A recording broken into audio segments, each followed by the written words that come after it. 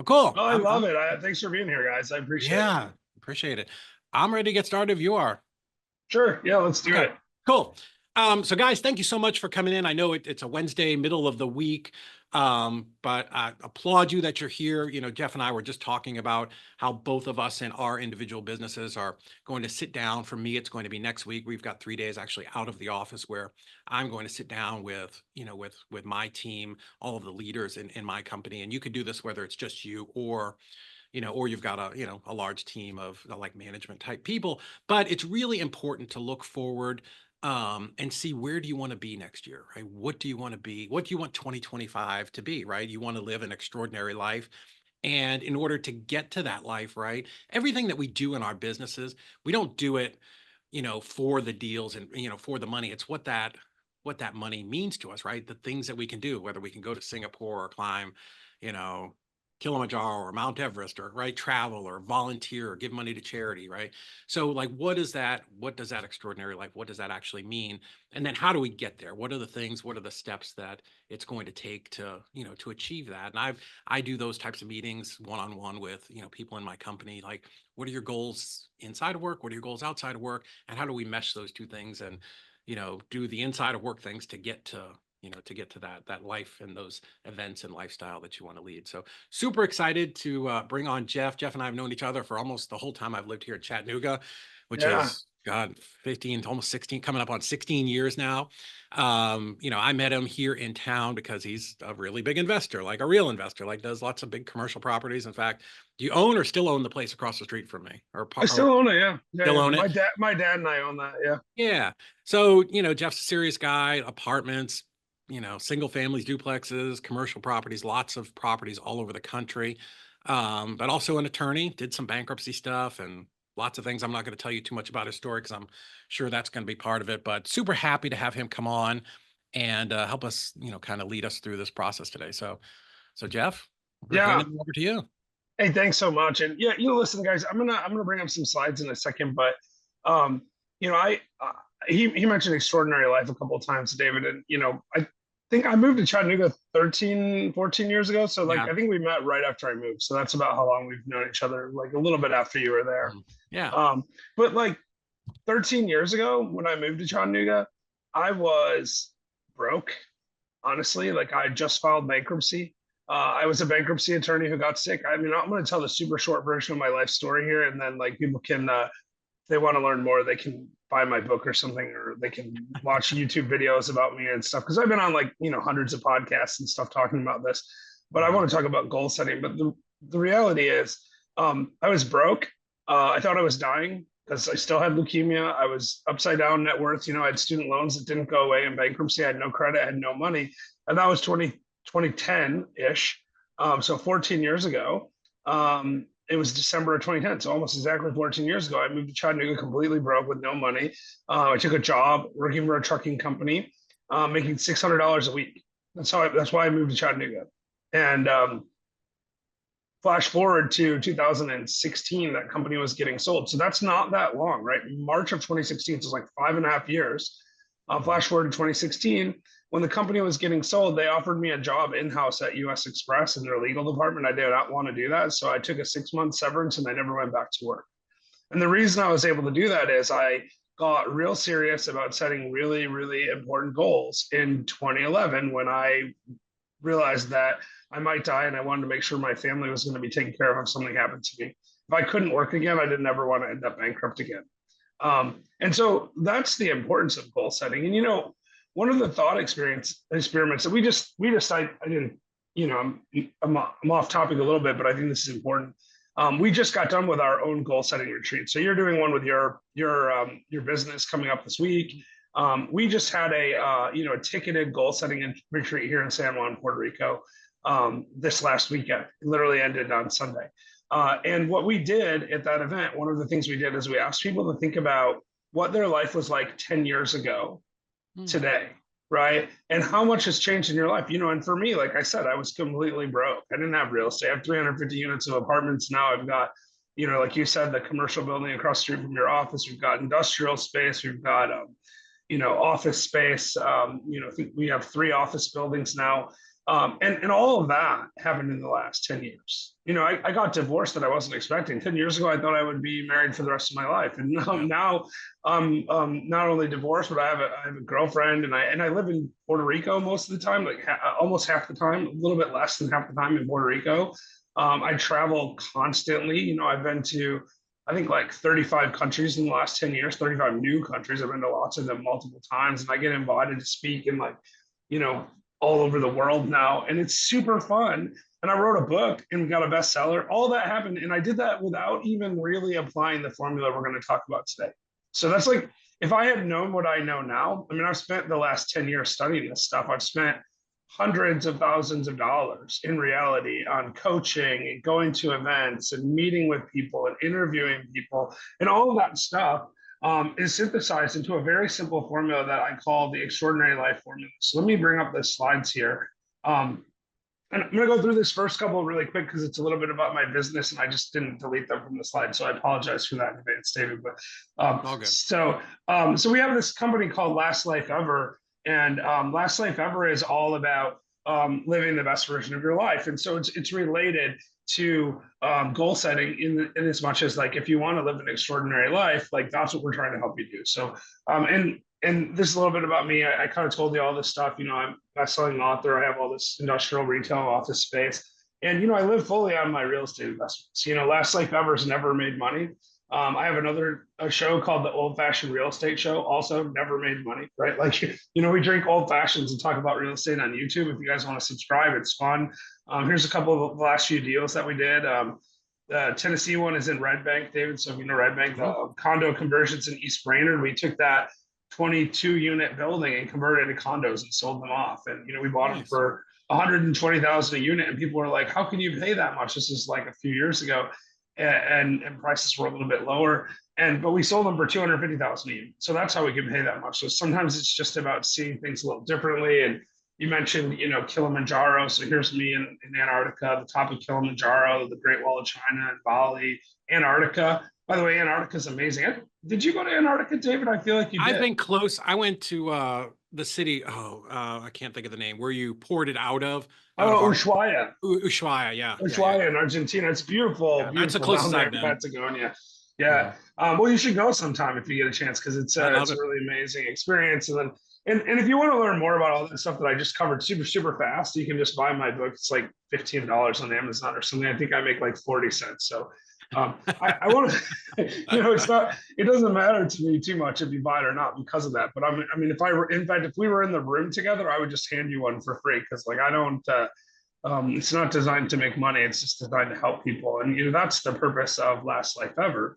And I want to cover these 5 pillars just in a little bit more detail, though, because these are our core pillars in Last Life Ever. But just yesterday, I think I did an entrepreneurial Zoom for a group of capital raisers, right? And these are people that are like lawyers and doctors that raise money to buy and start businesses.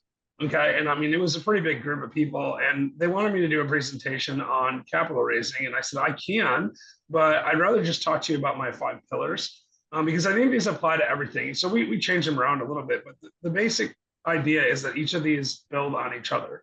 So if you don't have a good purpose, you don't know what habits to cultivate. If you don't have financial prosperity, you really can't have extraordinary experiences. So, but also, like, I think you need to be working on all 5 of these things. So when we're setting goals today, and over the rest of the year, and really the rest of our lives, I think we always want to think about how can we make sure that we're fully aligned. I have a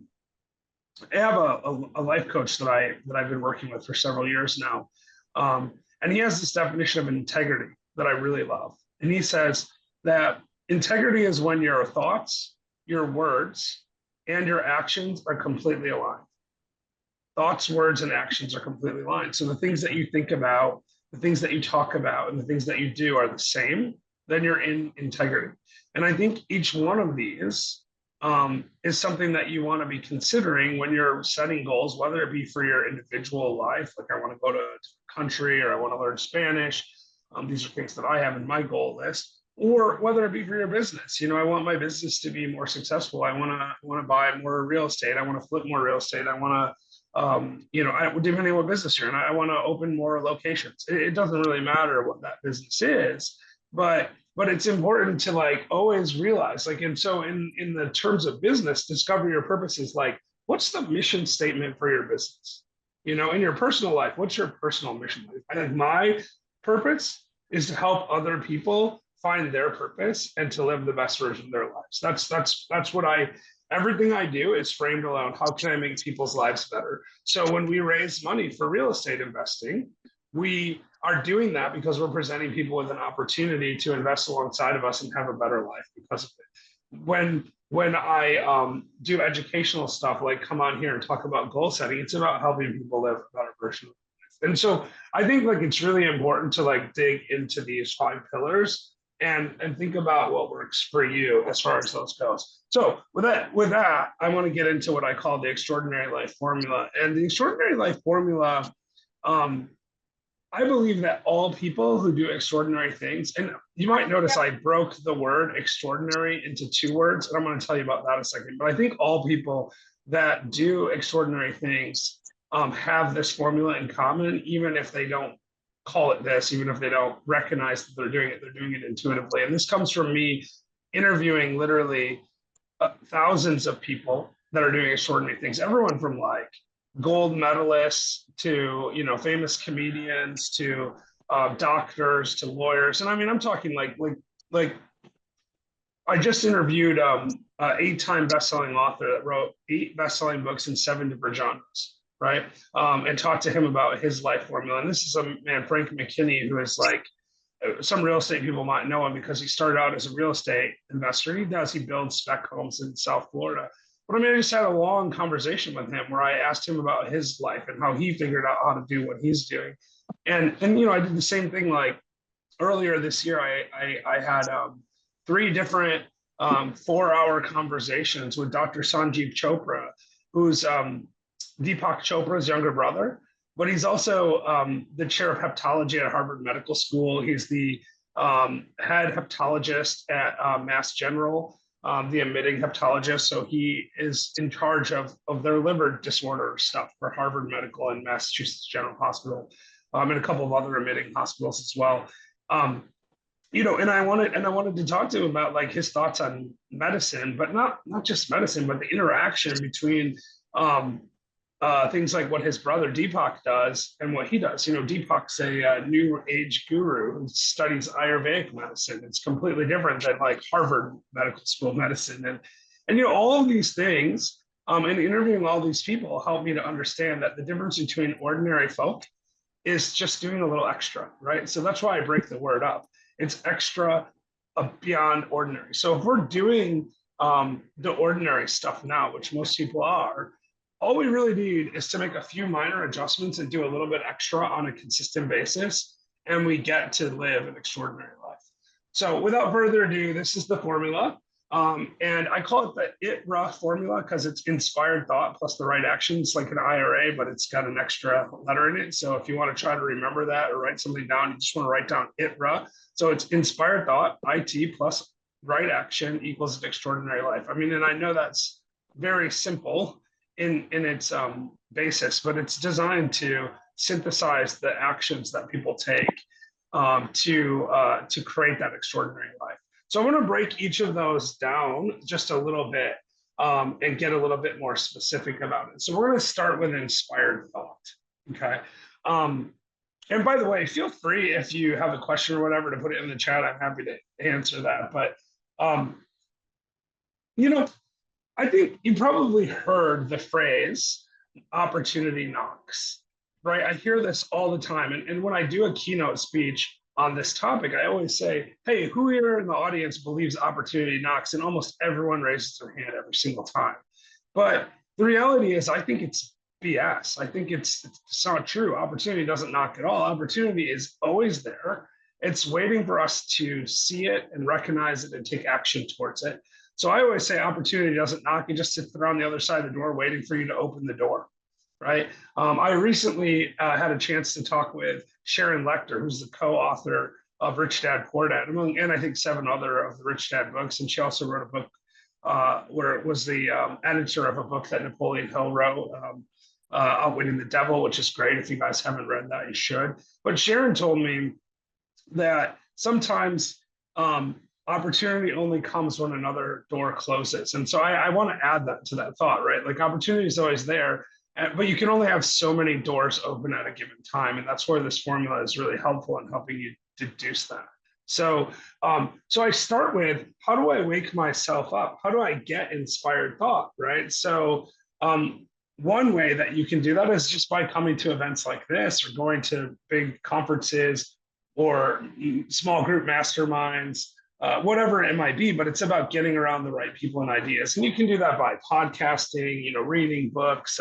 One thing I do to get inspired thought is I like reading about people that have accomplished crazy things, right? I mean, I love interviewing them, that's even more, but there are people like Da Vinci. I would love to be able to have a chat with him, but obviously I can't.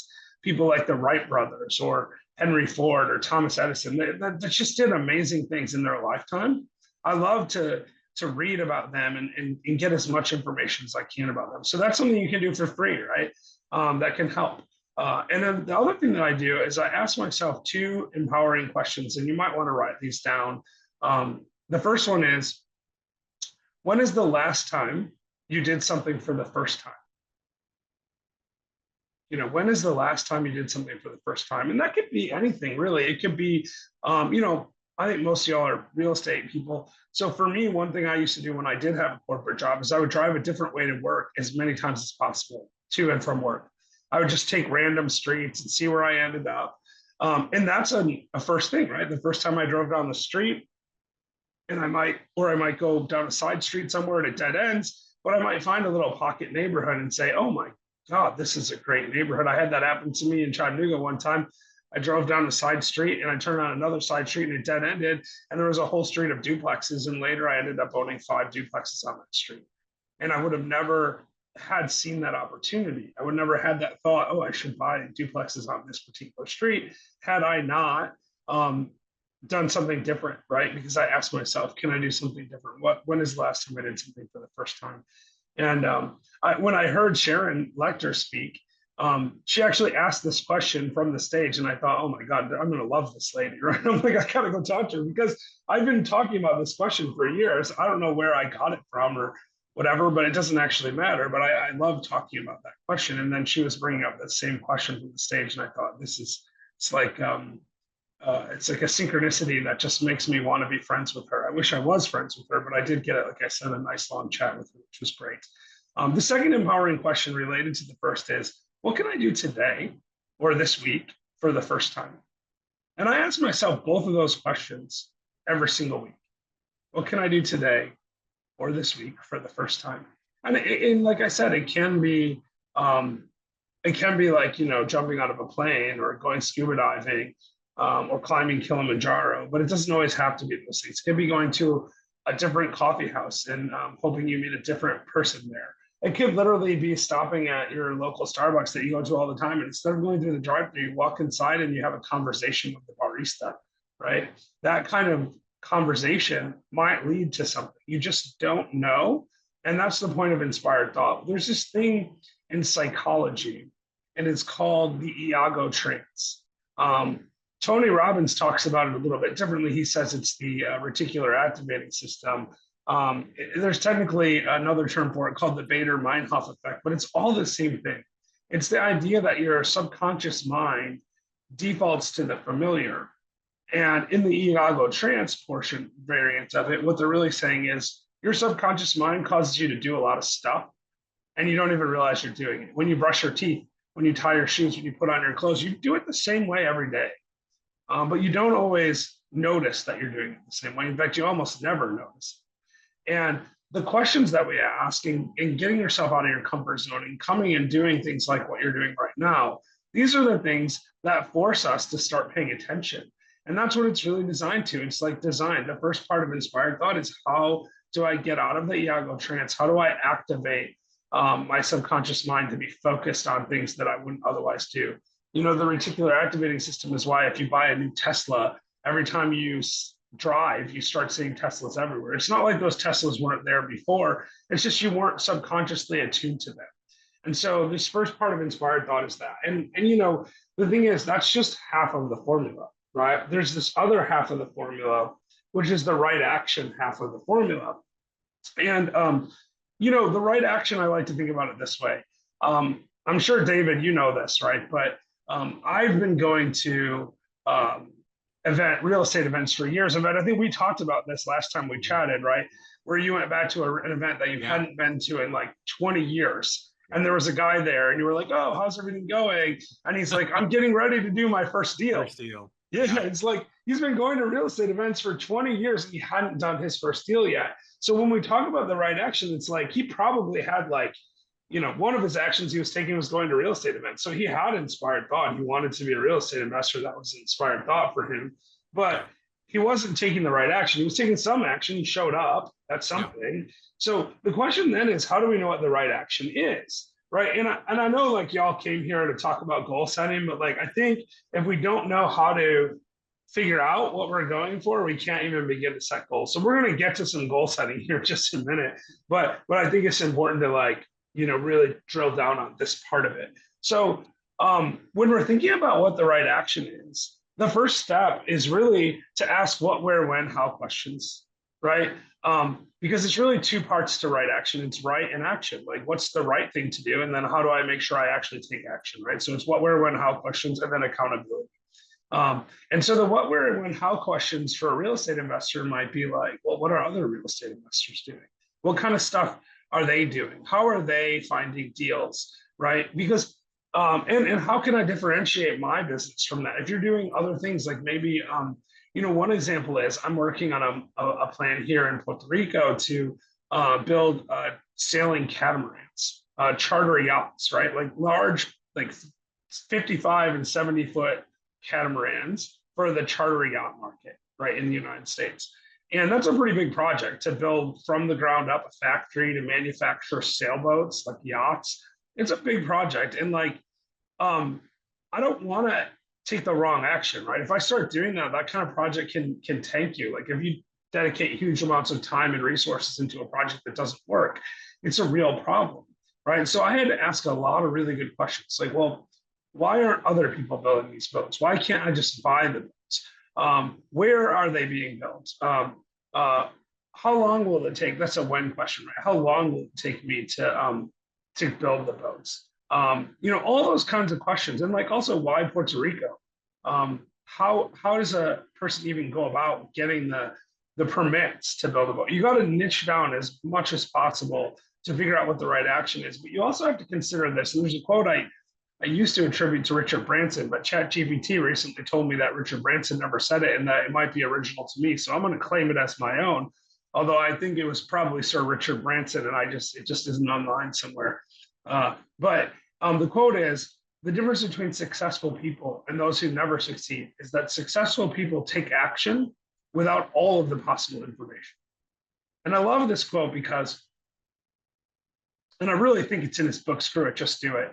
So we're gonna give him some props on that. If not, I synthesized it from other things he said in there. It definitely sounds like something he would say. But the idea is you have to have a certain amount of information, but you don't need to have all the information. And that's, I think, the problem with David's friend at the real estate event that'd been going to events for 20 years and still had, well, he's still looking for information. He's suffering from analysis paralysis. And this is actually where accountability and action comes in, right? And accountability can be speaking it out loud. Like that guy was saying, hey, I'm about to do my first deal. That could create a level of accountability, but that you still have to take the action, right? It can also be just having a small group of your friends that you talk about real estate with or talk about business with. It could be joining a mastermind. It could be, actually just, we have this, I don't know if you guys can see my image or not. It's going to be blurry actually, because I got the blurred background, but this book is a Extraordinary Life Quarterly Planner. It can literally just be writing your goals down in a planner, right? And tracking habits. In my mastermind, we use a thing we call well, it's a habit tracking, but I think of it like KPIs. I don't know if you all are familiar with KPIs, but KPI is a business term that, when I got my MBA years ago, we learned about. It was called key performance indicators.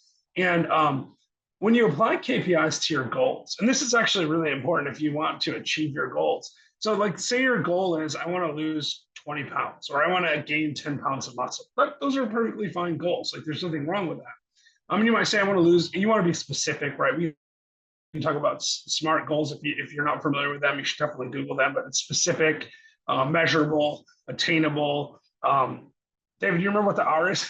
Forget. I wasn't planning on talking about SMART goals, but Is and it then T is time bound. I know realistic that. or Realistic. Yeah, I think it's realistic, right? yeah. Yeah. Anyway, so like we can talk about SMART goals or whatever, but like the realistic and time bound and attainable and specific and measurable, these are really important elements of a goal. So I want to lose 20 pounds by July 1st. Let's say that's my goal. Perfectly fine goal, nothing wrong with that. But how do you lose 20 pounds by July 1st? Well, you're going to probably work out more. You're going to track your calories, eat less, maybe up your protein. You're going to do stuff like that. So like when we look at goals like that, we talk about trackable habits and not goals. Because like if you just write in your goal, I'm going to lose 20 pounds by July 1st, that's specific and measurable and time bound and all that stuff, and it's attainable. But what are the actions that you need to take? So we try to pull the actions out. So the actions are, like I said, I'm going to go to the gym 3 times a week for an hour.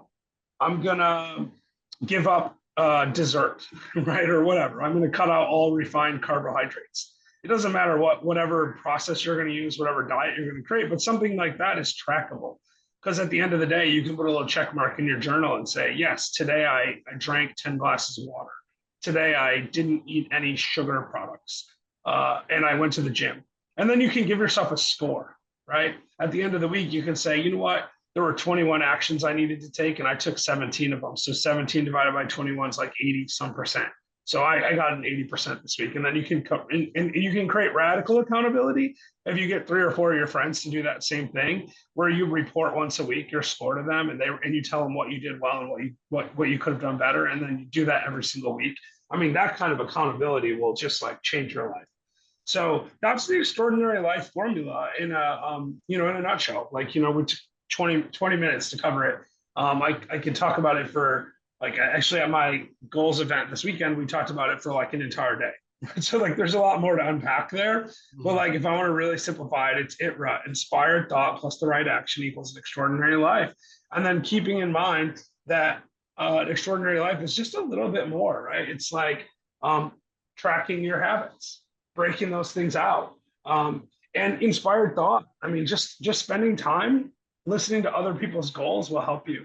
There's I mentioned that 10-year thought experiment. How much has changed in your life in 10 years? Well, the next step of that is how much could change in the next 10 years, right? Like if you think about all the changes that have occurred in the last 10 years without a plan, you're just kind of wandering through the 10 years and you've accomplished so much and your life has changed so much.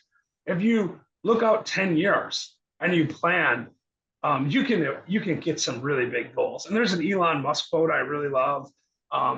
Forget about whether we like his politics or not, and what we like what he's doing or not. We can all acknowledge he does some pretty extraordinary things, big things, right?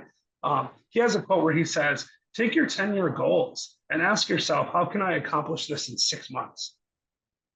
Right? How can I accomplish this in 6 months? And then he goes on to say, you will probably fail, but you'll be so much further ahead by trying to accomplish your 10-year goals in 6 months.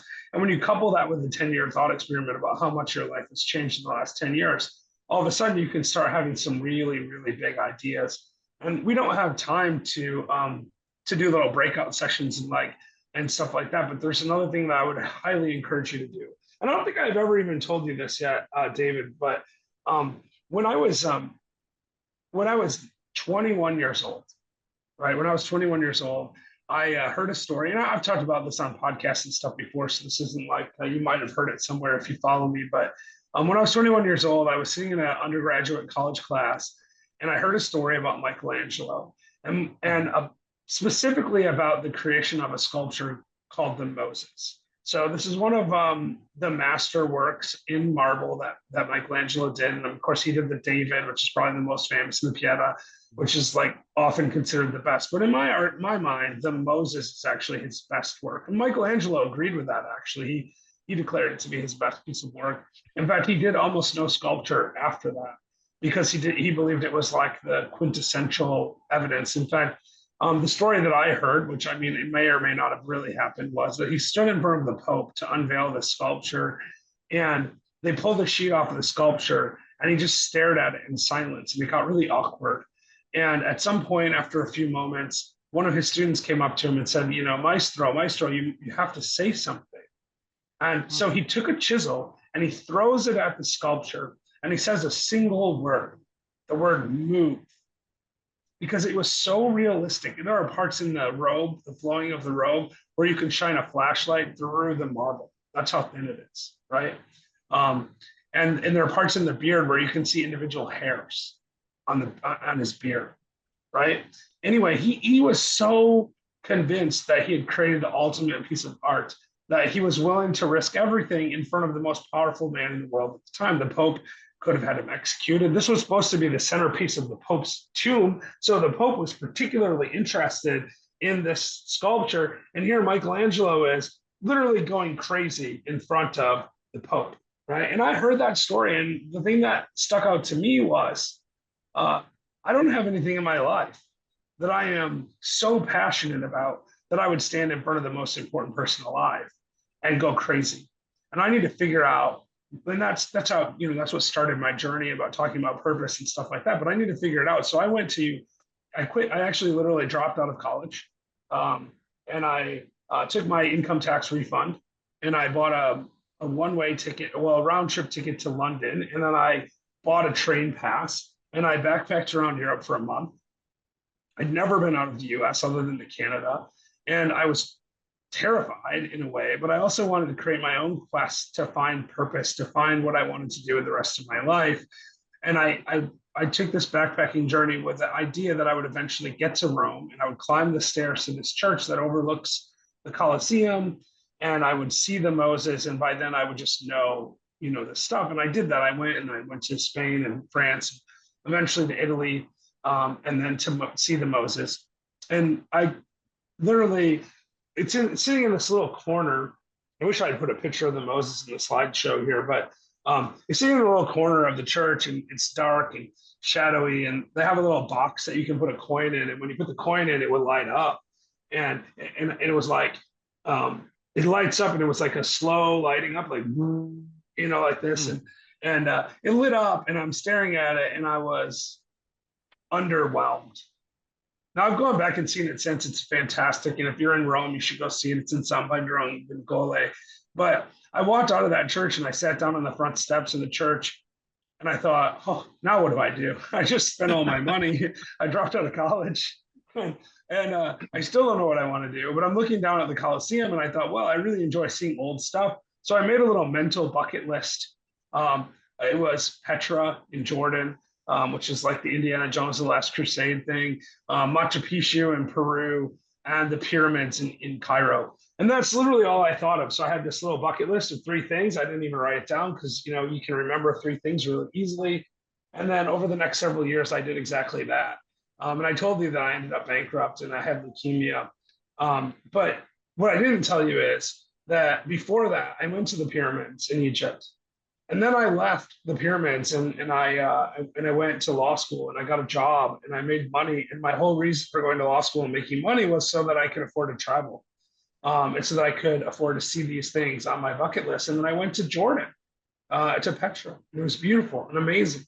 And then in 2008, went to Machu Picchu, and I climbed up to the top of Machu Picchu, and I looked down on the lost Incan city, and I had a very similar feeling to what I felt in Rome, looking down at the Colosseum. And that was, now what? 2 weeks later, my other attorney that was working for me had put in his 2-week notice a week before I got back from Peru, Machu Picchu. 2 weeks later, I was diagnosed with leukemia and told that I had weeks to live. I completed my bucket list, and within 2 weeks, I was in the hospital dying. And I tell you this story because as we think about our goals, what we want to accomplish, we have this thought experiment we call the 100 things list. And it's really like a bucket list, but I hate bucket lists because, you know, the bucket list wasn't happy for me. I mean, I thought to myself when I found out I was sick, I need more things on my bucket list. And the next thing is I need to call it a life list instead of a bucket list. And that's how we evolved into the 100 things list. And the 100 things list is just that it's 100 things I want to do while I'm alive. And it's 100 for a reason, because it's almost impossible to come up with 100 things. Like 10, 15, 20, it's easy. 20 to like 40, like you start getting crazy and you say things like, I want to go to space. And that's cool too. But then you get to about 50 and you're like, man, I want to give $1 million to a charity that I care about. I want to speak in front of a crowd of 100,000 people. You know, you start coming up with crazy stuff. And then you get to about 70 or 80 and you run out of things to think of. And then you start accomplishing some of these things. They're on your list and you put them on your phone. This is how I did. I put in a Google Doc on my phone. And I mean, I could literally pick up my phone right now and tell you some of them if I wanted, but like I look at them all the time, right? On my phone. Just bring this up really quick. 100 things list is right here. I want to go to the North Pole. I want to get my pilot's license.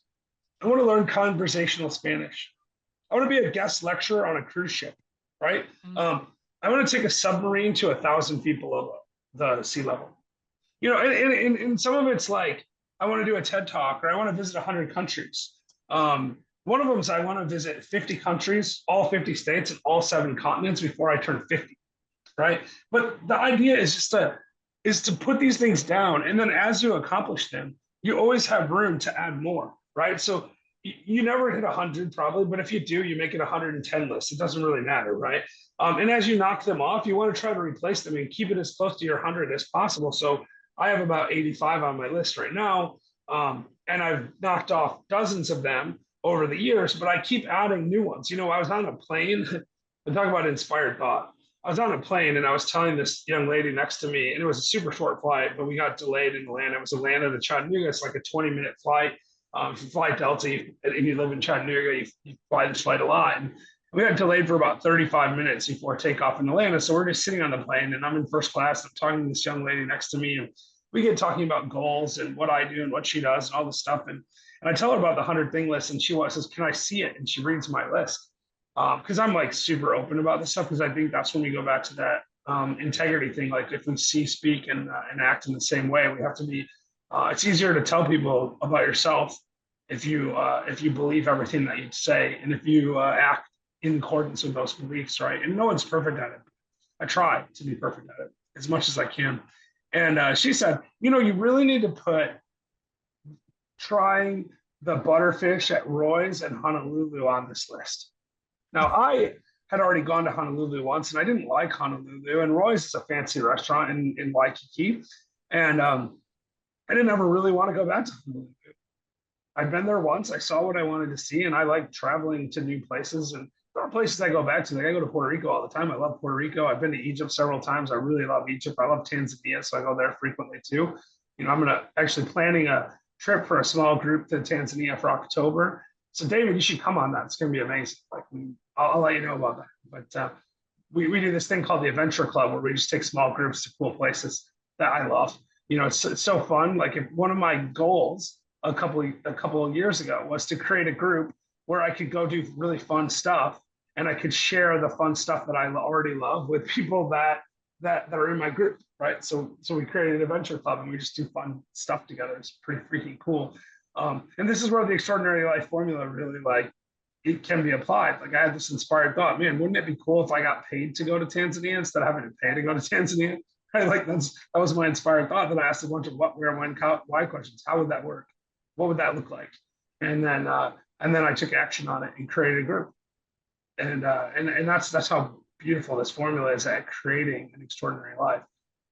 Anyway, to the point that I was making is I wrote this Roy's butterfish down on my list. I was like, well, why not? She says it's great.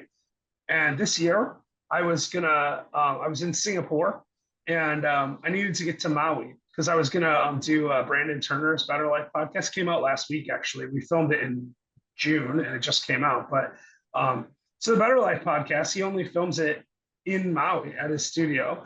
And so I needed to fly to Maui to do this. And I was in Singapore when he asked me. So I'm like, okay, how do I get to Maui? And I noticed that I could fly, I had to fly through Honolulu. So I planned an extra day in Honolulu to go try this butterfish. at Roy's because I'm like, it's on my list. I got to do it. Like it's there. I'm going to try it. Like if I have an opportunity, I'm going to do it. So I go and I try it, and it was pretty good. But I got an opportunity to meet up with the biggest house flipper in Hawaii, in the state of Hawaii, a guy named Indar. And Indar and I went to Roy's together. And a friend of mine who's a naval contractor was working at Pearl Harbor at the time. He was in town, so he came with his girlfriend, and the four of us had this amazing experience. The swordfish is better, by the way. My friend had the swordfish. I tried it. So if you ever want to add Roy's to your list, I'd add the swordfish. But the point is, I had this experience that I would never have had I not written that down.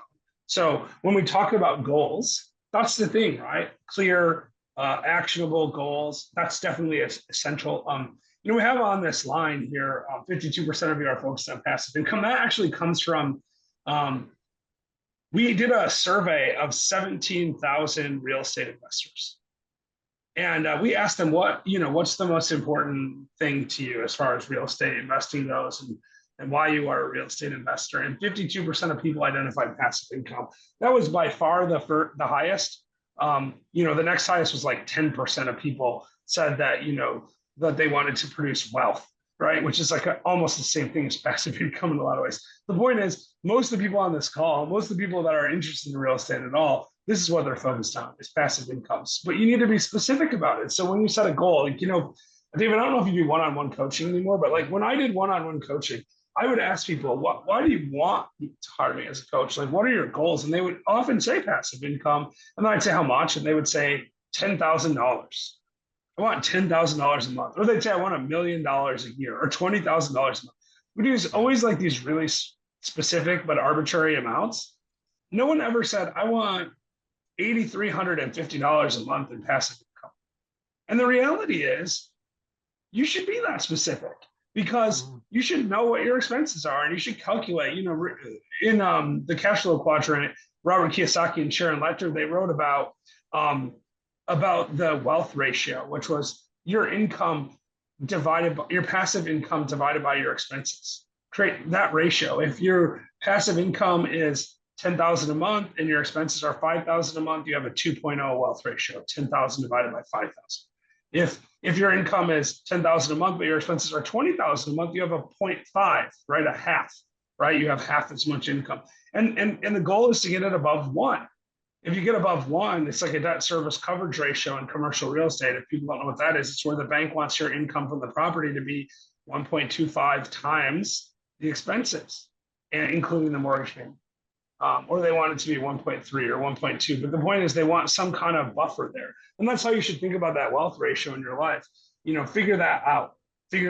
So one of the things I say is, ask yourself, am I really living the life that I want, or am I just getting by?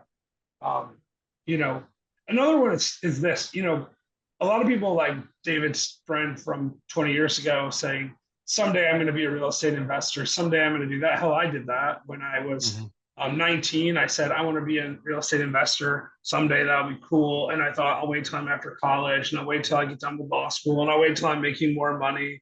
But the problem is, someday doesn't always come. Someday isn't a day. So you really need to say someday starts now. So you need to commit yourself to dreams. You need to set goals that are worth it. One thing that I find a really insightful quote is asking yourself, if I knew for sure that I would never accomplish this goal, whatever it is, in my lifetime, would I still pursue it?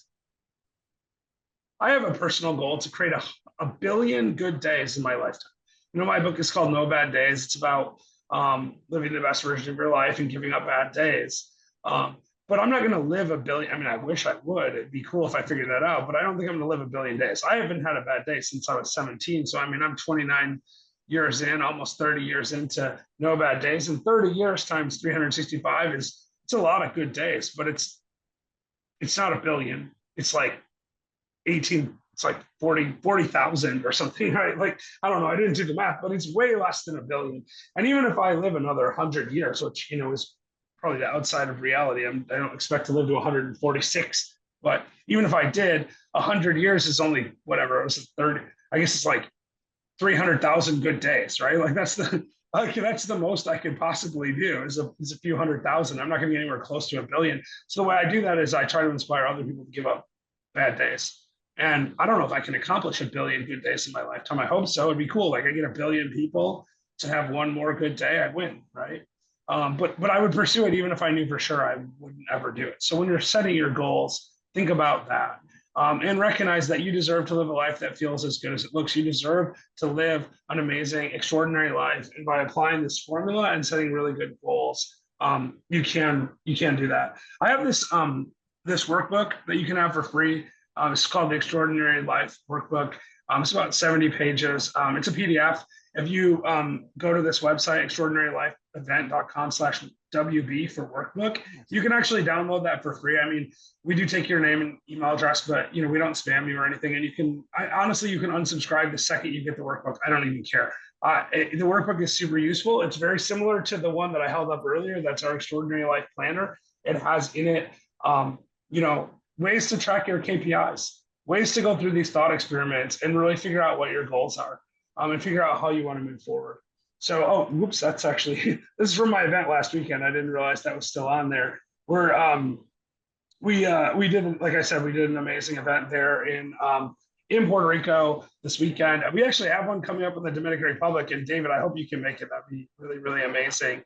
And if you do sign up for the free download on the workbook, you'll be one of the first people to know when it comes out, because we'll announce the dates in the next 2 or 3 weeks. And then we'll send out an email to everyone who signed up. So cool. So David, do you have any questions? Or I think we had some questions in the chat. I didn't read them because I had the slides up. So let's see what we got here.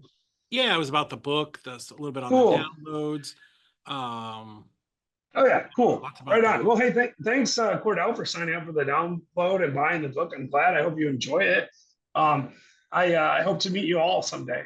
I'm happy to answer any questions that anyone has. There's not so many people in here. If people want to ask a question directly, you can just unmute and ask me. Yeah, I got one for you, Jeff. You mentioned about the list, the bucket list for life list.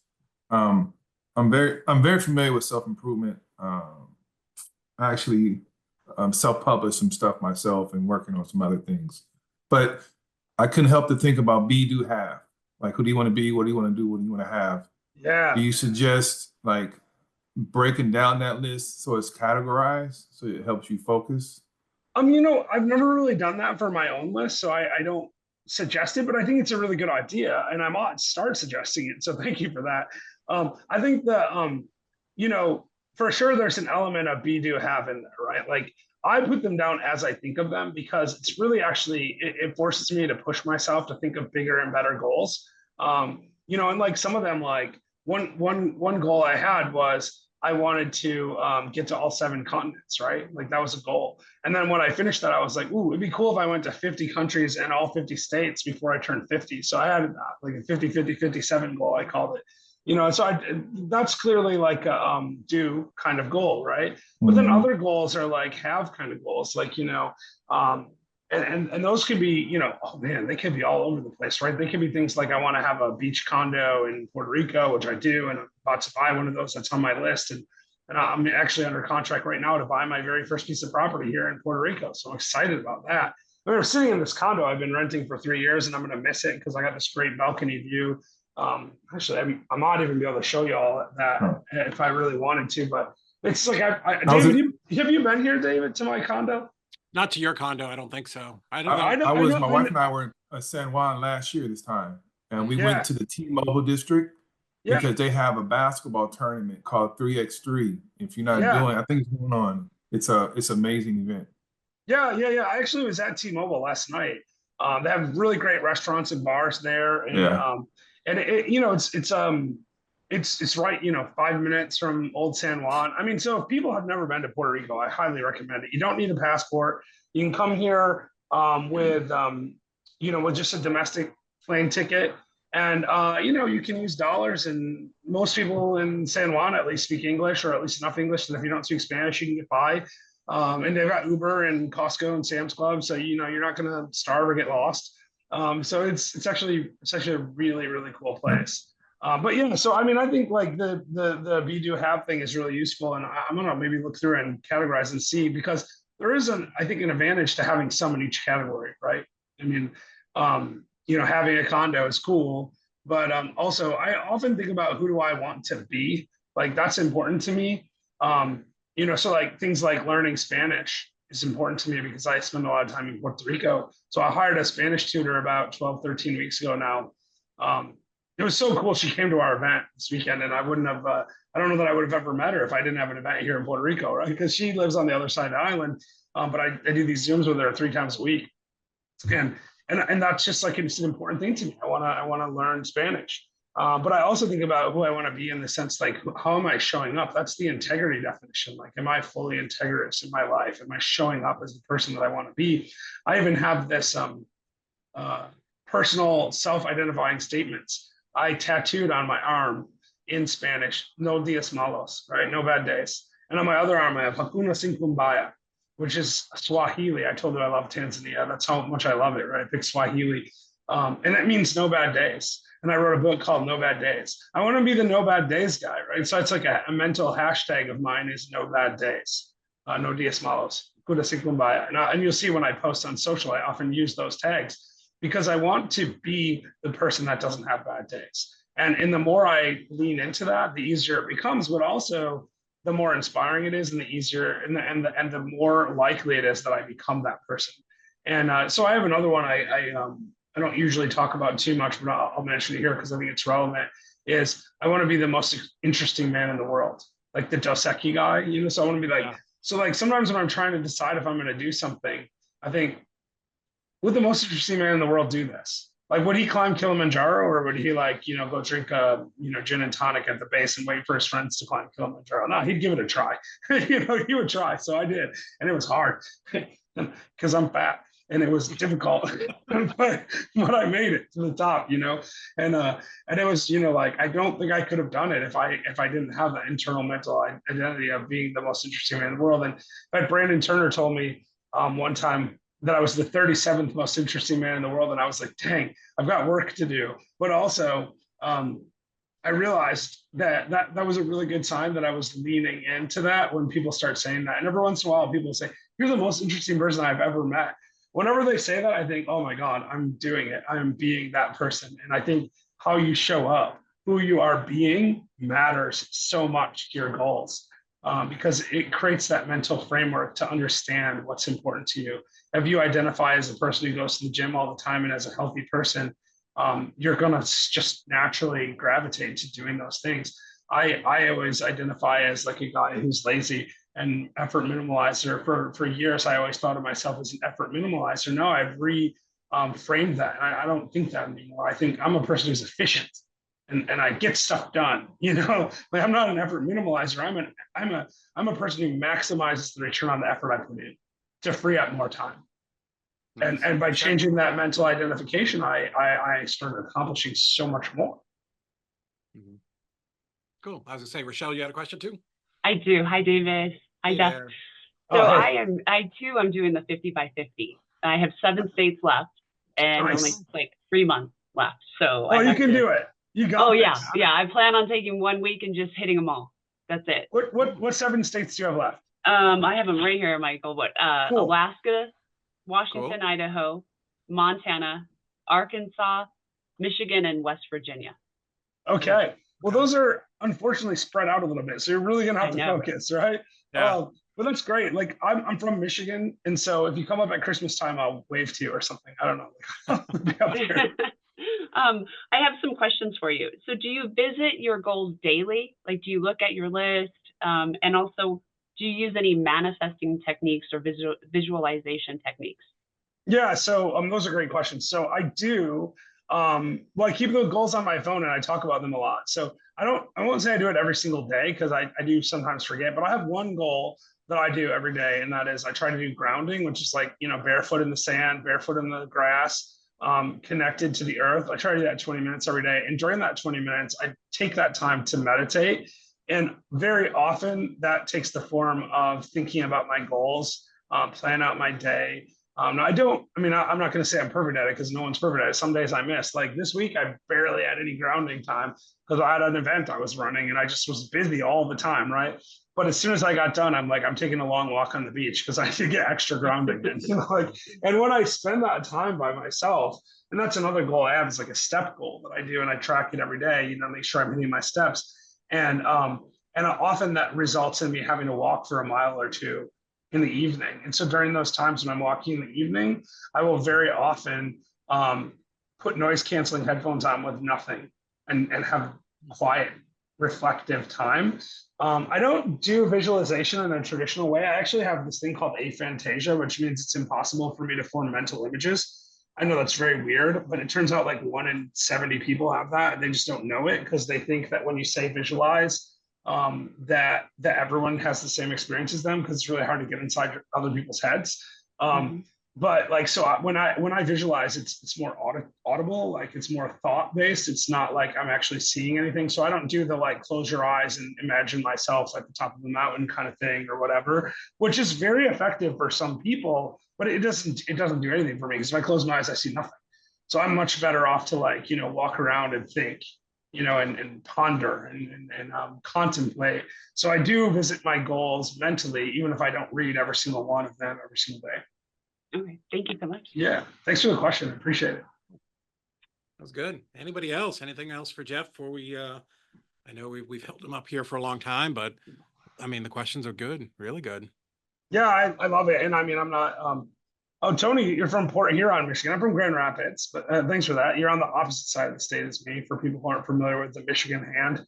So we do this all the time in Michigan. We have the hand, right? Like Michigan looks like this kind of like there's like a upper and lower peninsula. And like Port Huron's like over here by the thumb. I'm like over here on the other side of the palm. So nice. Well, cool.